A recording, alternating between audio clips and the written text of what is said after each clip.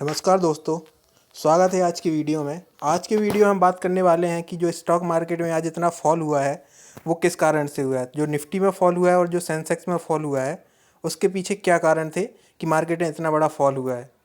जैसे कि आप देख सकते हैं कि सेंसेक्स में 1250 अंक का फॉल हुआ है और निफ्टी जो है 23,650 के नीचे चला गया है। और जो जितने सेक्टोरल इंडेक्स हैं वो पूरे लाल निशान में हमको दिखाई दे रहे हैं। जैसे जो बीएससी का मिड कैप इंडेक्स है उसमें भी हमें करीब 2.5% का फॉल दिखाई दे रहा है और स्मॉल कैप का जो इंडेक्स है उसमें भी हमें करीब 3% का डाउन दिखाई दे रहा है। तो जो इन्वेस्टर का जो पैसा लूज़ हुआ है दलाल स्ट्रीट पे वो करीब 8 लाख करोड़ के करीब जो इन्वेस्टर का इन्वेस्टमेंट है वो लूज़ हो गया है, क्योंकि सेंसेक्स 1250 पॉइंट नीचे गिर गया और निफ्टी जो है 23,650 के लेवल पर आ गया है। तो जैसे कि देख सकते हैं सारे न्यूज़ चैनलों में हमें यही न्यूज़ मिल रही है, सारे चैनलों पे यही बता रहा है कि मार्केट में बहुत बड़ा फॉल हुआ है। जैसे कि आप देख सकते हैं सेक्टोरल इंडेक्स में जो ऑटो इंडेक्स है वो 1.5% के करीब, रियलिटी इंडेक्स है वो करीब 2% के करीब और जो मेटल इंडेक्स है वो करीब 2.5% के करीब नीचे गिरा है और जो PSU बैंक का जो इंडेक्स है वो 3.5% के नीचे गिरा है। तो इतनी बड़ी जो मार्केट में बिकवाली हुई है उसके पीछे बहुत से कारण हैं, उन कारणों को हम जानेंगे। इससे पहले हम देखते हैं कि जो मार्केट में फॉल हुआ है वो क्यों हुआ है। जैसे कि आप देख सकते हैं इन सारे इंडेक्स में फॉल हुआ है। अब बात करते हैं इंडेक्स वाइज, तो सबसे पहले देखते हैं जो निफ्टी है वो 23,600 के लेवल के करीब आ गया है। इसका जो सबसे बड़ा कारण है वो है HMPV वायरस, जिसका आउटब्रेक चाइना में हुआ है और जिसका हमको पहला जो मरीज है वो इंडिया में बेंगलोर में भी देखने को मिल चुका है। तो ये एक जो मेन वजह थी ये भी रहा और जो FDI हुआ उसमें भी इन्फ्लो कम हो गया इंडिया का, तो एक ये भी मेन कारण रहा मार्केट के फॉल का। और 24,000 का लेवल जैसे ही निफ्टी ने तोड़ा तो उस वजह से हमें टेक्निकल के हिसाब से भी हमको स्टॉक नीचे आते हुए देखने को मिले। निफ्टी के जितने सारे स्टॉक हैं और इंडेक्स में भी हमको भारी गिरावट देखने को मिली। अब बात करते हैं इंडेक्स वाइज, तो आप देख सकते हैं कि मार्केट जब सुबह खुला तो वो मार्केट पॉजिटिव में खुला, उसके बाद हमको धीरे धीरे डिक्लाइन दिखा, लेकिन उसके बाद हमको एक शार्प डिक्लाइन दिखा 12 बजे के करीब। उसके बाद इंडेक्स नीचे ही रहा और ऊपर नहीं उठा। उसके बाद हमको सेंसेक्स में भी डिक्लाइन देखने को मिला और तो सेंसेक्स में भी हमको शार्प डिक्लाइन देखने को मिला। उसके बाद मार्केट ने थोड़ा रिवर्स किया बट मार्केट सस्टेन नहीं कर पाया। उसके बाद मार्केट नीचे आता गया और हमको जो डे के लो पर ही मार्केट क्लोज देखने को मिला। तो अब देखने वाली बात होगी कि इंडेक्स ऊपर कहाँ जाता है। तो जो निफ्टी है वो 23,600, जो सेंसेक्स है वो 78,000 के लेवल पर हमको देखने को मिल रहा है। और बात करते हैं बैंक निफ्टी की, तो बैंक निफ्टी में हमको सबसे ज़्यादा गिरावट 2% की गिरावट देखने को मिली है और इस गिरावट का जो मेन कारण है वो रहा PSU जो बैंक्स हैं उनमें हमें बहुत ज़्यादा गिरावट देखने को मिली और जो स्मॉल कैप इंडेक्स है उसमें करीब हमें 3% की गिरावट देखने को मिली। इसके पीछे कारण है क्योंकि जब बड़े इंडेक्स गिरते हैं, जो निफ्टी सेंसेक्स हैवी वेट हुआ, ये सारे इंडेक्स गिरते हैं तो स्मॉल कैप में हमें भारी गिरावट देखने को मिलती है। उसके बाद बात करते हैं सेक्टोरल इंडेक्स, जैसे निफ्टी मिड कैप इंडेक्स हुआ, जो बैंक हुआ, फाइनेंशियल सेक्टर, इन सारे स्टॉक्स में हमको बहुत ज़्यादा गिरावट देखने को मिली। उसके बाद बात करते हैं कि जो NSE में जो मार्केट ब्रेथ रही वो क्या रही। तो जैसे कि आप देख सकते हैं जो बढ़ने वाले शेयरों की संख्या थी वो 413 थी और जो गिरने वाले शेयरों की संख्या थी वो 2500 के करीब थी। तो आप देख सकते हैं मार्केट में बहुत ज़्यादा हैवी सेलिंग हुई, जिस वजह से हमको मार्केट में सारे स्टॉक्स हैं जो नीचे आते हुए दिखाई दिए। तो जैसे कि आप देख सकते हैं आज के टॉप लूजर जो हैं टाटा स्टील, ट्रेंट, BPCL हुआ, NTPC हुआ, अडानी एंटरप्राइजेस, तो ये आज के टॉप लूजर्स हैं। और जो हमको आज के गेनर्स देखे उसमें रहा टाइटन, HCL और ICICI बैंक और अपोलो और टाटा कंज्यूमर। तो इसमें से हमको ये सारे स्टॉक हमको आगे बढ़ते हुए दिखाई दिए। आज के मार्केट इतने गिरे हुए मार्केट में भी हमको ये स्टॉक आज पॉजिटिव में दिखाई दिए। तो टाइटन का जो पॉजिटिव में रहने का जो मेन कारण है कि इसके जो बिजनेस है उसमें हमको ग्रोथ देखने को मिल रही है, इस वजह से हमको इस स्टॉक में पॉजिटिविटी दिखाई दी। उसके बाद बात करते हैं कि जो इंडेक्स वाइज मार्केट में कितनी गिरावट रही।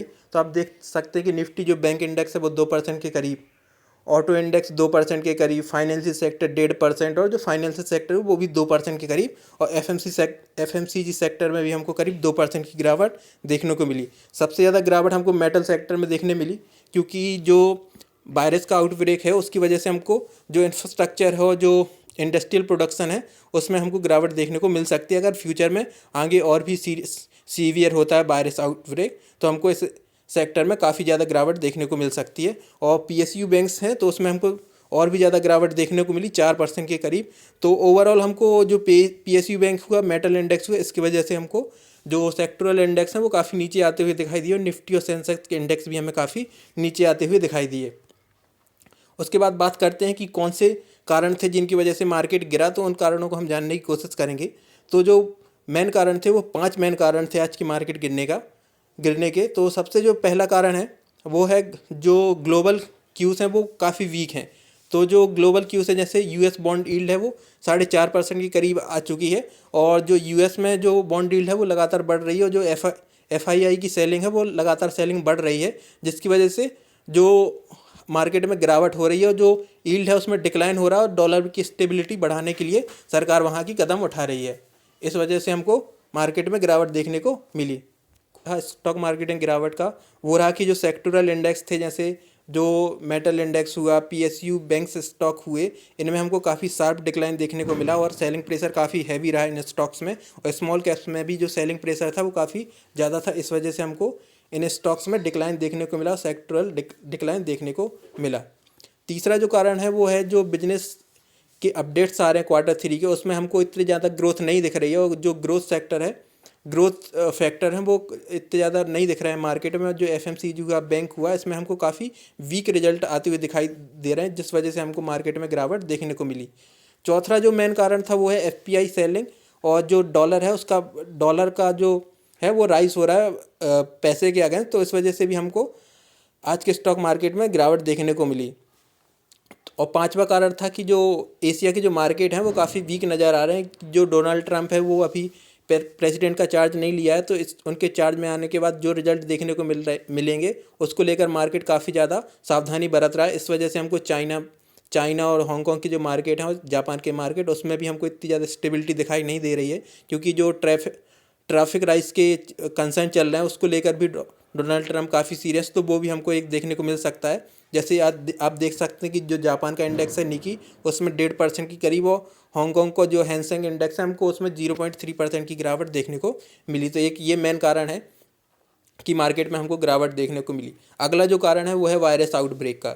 तो जैसे कि ये आप सब लोगों ने न्यूज़ में देखा ही होगा कि जो वायरस आउटब्रेक हुआ HMPV, जिसको बोलते हैं ह्यूमन मेटा पेनियोमोनो वायरस, तो इस वजह से हमको स्टॉक्स प्राइस में और सेंसेक्स और निफ्टी में फॉल देखने को मिला। तो ये मेन कारण है जिस वजह से हमको स्टॉक मार्केट में डिक्लाइन देखने को मिला। तो जैसा कि आप जान ही चुके होंगे इंडिया में भी इसका पहला वायरस आ चुका है और जो बेंगलोर है उसमें पहला मरीज हमको देखने को मिला है। तो इस वजह से भी हमें स्टॉक मार्केट में शार्प डिक्लाइन देखने को मिला और जो ग्लोबल फैक्टर है वो भी काफ़ी कंसर्निंग है इसको लेकर। तो इस वजह से भी हमको मार्केट में काफ़ी ज़्यादा सेलिंग प्रेशर देखने को मिला। तो जैसे जो हैवी वेट हैं जैसे निफ्टी में रिलायंस हुआ, टाटा स्टील हुआ, HDFC, कोटक महिंद्रा बैंक और ITC और टाटा मोटर्स, इनमें भी हमको काफ़ी ज़्यादा हैवी सेलिंग देखने को मिली। इस वजह से भी हमको मार्केट के जो बेंचमार्क इंडेक्स हैं सेंसेक्स और निफ्टी, इसमें हमको गिरावट देखने को मिली। और जो डॉलर का जो कारण है वो मैं बता ही चुका हूँ कि जो डॉलर है वो मजबूत हो रहा है, जो अदर करेंसीज हैं वो वीक हो रही हैं, क्योंकि जो US है वो अपनी पोजीशन काफ़ी स्ट्रॉन्ग करना चाहता है, उस वजह से हमको ये शार्प डिक्लाइन देखने को मिला। अब बात करते हैं स्टॉक स्पेसिफिक न्यूज़ की। जैसे ITC की आज जो न्यूज़ आने वाली थी, जो ITC का डीमर्जर होने वाला है, जो ITC के होटल से ITC के जो शेयर से ITC जो होटल अलग होने वाला है उसको लेकर आज जो आखिरी डेट थी, इस वजह से हमको ITC के सेक्टर में ITC के स्टॉक में काफ़ी डिक्लाइन देखने को मिला।